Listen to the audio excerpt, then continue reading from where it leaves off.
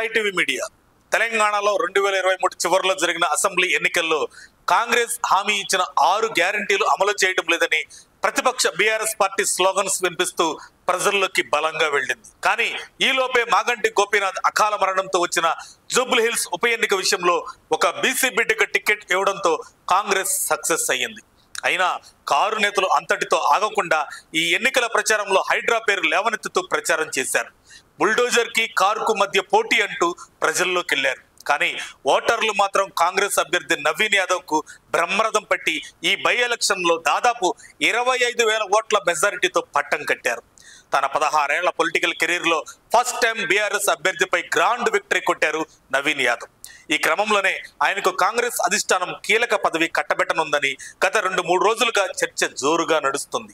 ముందుగా అందరూ బీసీ వర్గానికి చెందిన నవీన్ యాదవ్ కు మంత్రి పదవి దక్కుతుందని అనుకున్నారు. కానీ ఎమ్మెల్యేగా ప్రమాణ స్వీకారం చేసిన తర్వాత ఆయనకు ప్రభుత్వ విప్ పదవి ఇవ్వాలని సీఎం రేవంత్ రెడ్డి భావిస్తున్నట్లుగా గాంధీ భవన్ వర్గాల్లో గుసగుసలు వినిపిస్తున్నాయి.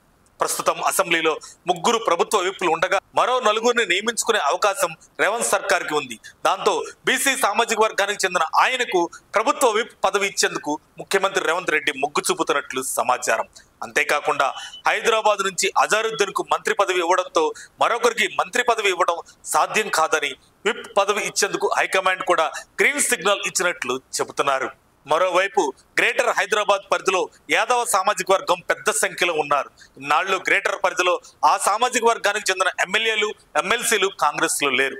ఇప్పుడు నవీన్ యాదవ్ ఎమ్మెల్యేగా ఎన్నికవడంతో ఆయనకు కాలం కలిసొచ్చిందని స్పష్టం అవుతుంది. మరికొద్ది రోజుల్లో గ్రేటర్ లో జిహెచ్ఎంసీ ఎన్నికలు జరగనున్నాయి. అయితే ఇక్కడ బీసీ ఓట్లు అధికంగా ఉన్నాయి.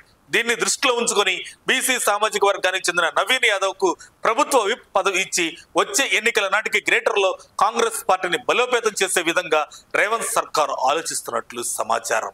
మరిన్ని అప్డేట్స్ కోసం మా కాయ్ టీవీని సబ్స్క్రైబ్ చేసుకోండి. మా వీడియో కనుక మీకు నచ్చినట్లయితే లైక్ చేయండి, షేర్ చేయండి. మీ విలువైన అభిప్రాయాలను కామెంట్ బాక్స్లో తెలియజేయండి.